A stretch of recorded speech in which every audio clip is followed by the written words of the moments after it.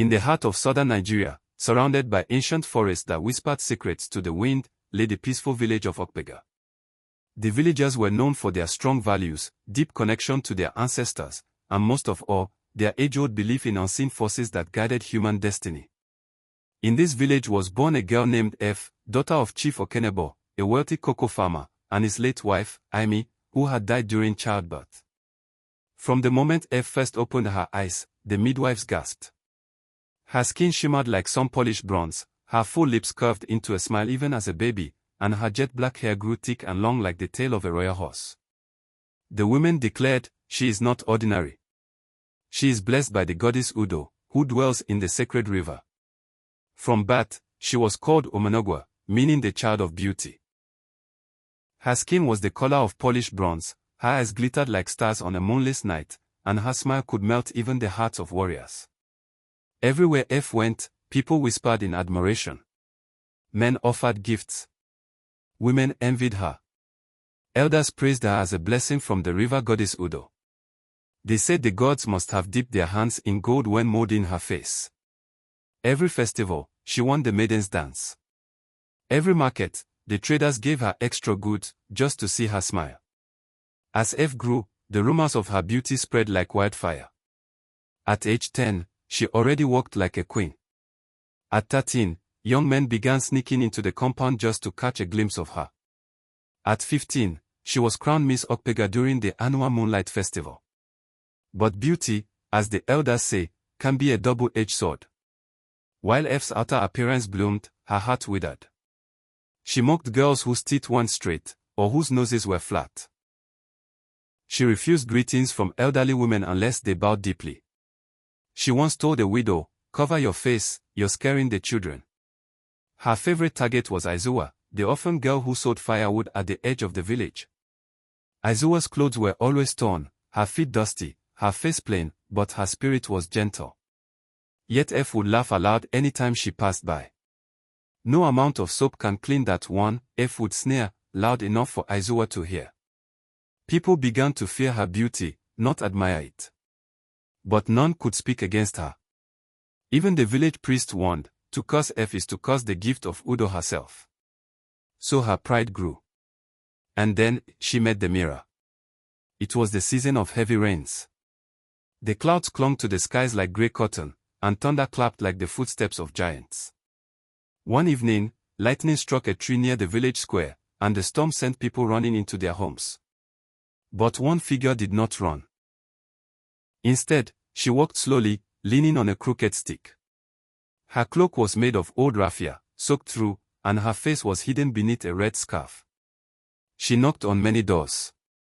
"Please," she rasped, "may I sleep under your porch tonight?" Door after door closed. "You'll curse my household. My children are asleep. Go to the shrine if you want shelter." Only one voice answered kindly, Aizuwa's. She led the old woman into her small hut and gave her dry corn porridge and palm wine. "I have nothing," she said, "but what I have, I share." The woman smiled faintly. "You may be poor in cloth, but you are rich in heart." She reached into her bag and brought out a mirror, old, cracked around the edges, yet glowing faintly even in the dark. "This is Agbanu, the mirror of truth. It reflects not just faces, but souls." Aizuwa blinked. "Why give it to me?" "Because one day, it must be held by a heart that sees beyond beauty. And when the right eyes look into it, truth shall be revealed. Even if painful." Then the woman vanished before dawn. Days later, the town square was adorned with drums, colored cloths, and dancing flutes. A message had come from Prince Obiora of the kingdom of Igodo. He would visit Okpagha and choose a bride from among the maidens. F's house turned into a palace. Seamstresses came from far away to sew her dress of golden thread. Her father bought fresh coral beads and anklets with tiny bells. Even the chief priest declared, the spirits favor her. The maidens gathered at the village square, singing and dancing. F, draped in gold, danced like the wind, twisting and turning with elegance. Men shouted with joy. The prince smiled, mesmerized. Then, Aizuwa stepped forward.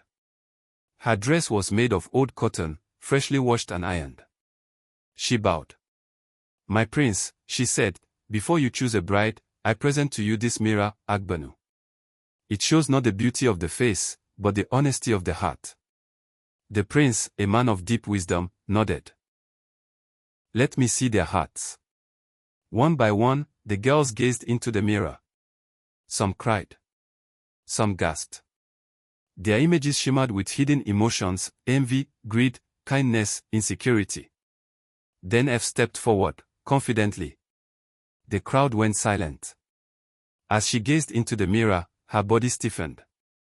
The reflection showed not her radiant face, but a twisted, sneering creature with cracked lips, cold snake-like eyes, and shadows crawling on her skin. Her smile looked like it wanted to bite. The crowd screamed.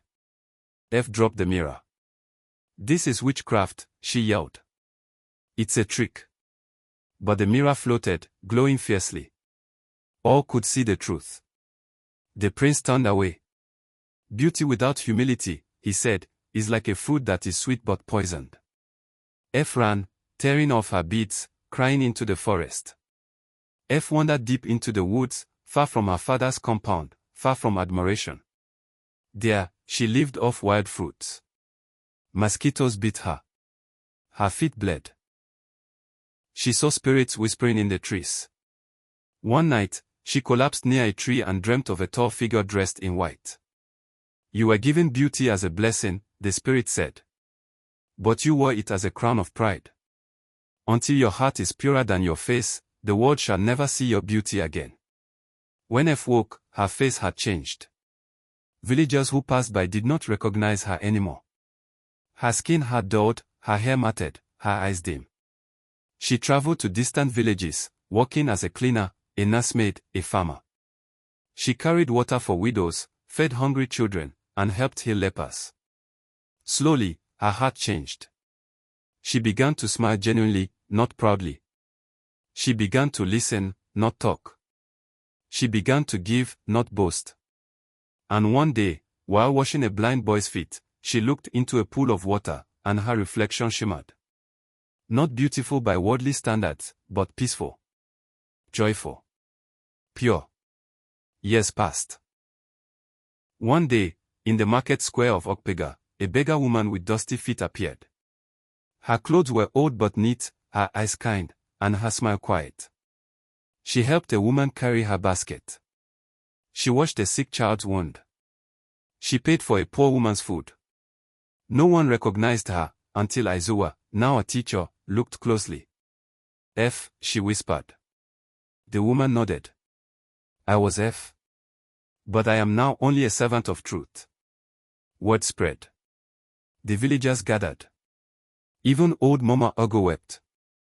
The prince returned again, now king. When he saw her, not with worldly beauty, but with a glowing spirit, he bowed. "I did not come for a pretty face," he said. "I came for a queen with a noble soul." F married the prince, not as a reward, but as a woman reborn. In her palace, she kept Agbanu above her throne and reminded her children. F's wedding to King Obiora was nothing short of legendary. Unlike her earlier festivals of pride and luxury, this one was filled with humility and meaning. Instead of gold and imported beads, she wore a wrapper sewn by widows and coral beads donated by maidens of the village. She rode not in a horse-drawn cart, but walked with barefoot orphans, holding their hands and smiling as they danced to flutes and talking drums. As she entered the kingdom of Igodo, the people bowed not because of her beauty, but because of the stories that came before her. She was no longer the arrogant girl from Okpagha, she was now Queen F the humbled. And in the great palace of Igodo, behind a wall of silk curtains, she hung Agbanu, the mirror of truth, on a carved pedestal for all to see. But not all welcomed her.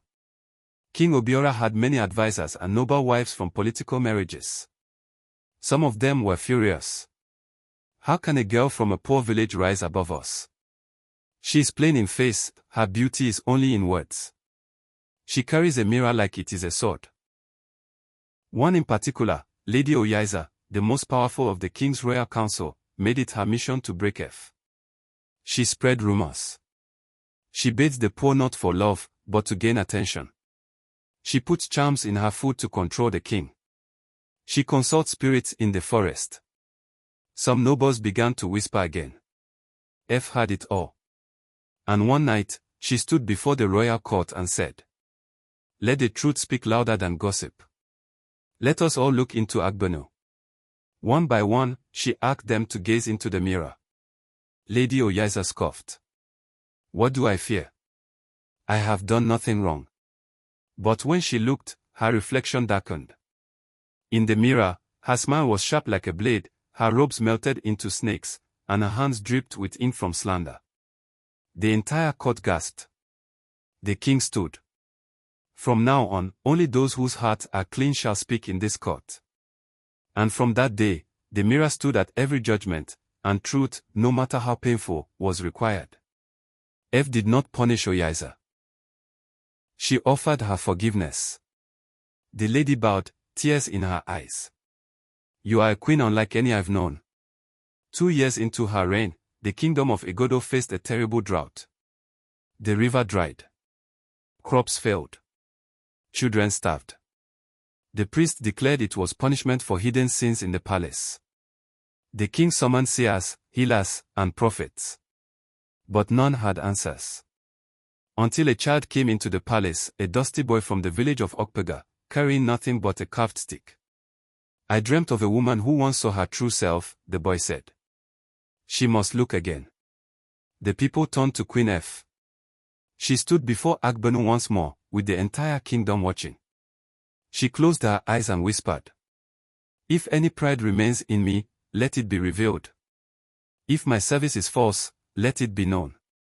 As she looked in, the mirror glowed brighter than ever before, and reflected her true self. A woman kneeling in a field of hungry children, hands stained from planting seeds, eyes soft with humility, and a crown made of vines and light. Then, rain began to fall. The river flooded again. The soil softened. The trees danced. The people shouted, "Long life Queen F, the mother of truth." Years passed. Queen F bore a daughter, whom she named Neria, meaning, the light that sees. F raised her not with perfumes and beads, but with proverbs and wisdom. Every month, she took her to the mirror of truth and asked her to speak to her reflection. One day, the princess asked, "Mama, does the mirror ever lie?" F smiled. "Never. But many lie to themselves before they even look." As age crept upon her, F began to travel across kingdoms, bringing Agbanu to villages suffering from dishonesty, war, greed, and pride. She made peace between feuding chiefs. She exposed thieves hiding under robes of religion. She united mothers whose children had turned against each other. When she finally grew old, wrinkled, and gray, she stood before the mirror one last time. It showed an image of a radiant tree, her arms as branches, her roots as wisdom, her face as the smiling moon. She laughed softly. "Now, I see beauty not as a mask, but as the fruit of a righteous soul." That night, she passed peacefully. The entire kingdom mourned for 9 days. They buried her beneath a tree beside the mirror of truth, and carved on her grave, "Here lies F, once feared for her face, but forever honored for her heart." Beauty is not in the face, but in the soul's reflection. True change begins the moment we are brave enough to face our own truth. Humility is the seed of greatness. A mirror that tells lies is useless, but a mirror that shows your faults is a blessing. The end.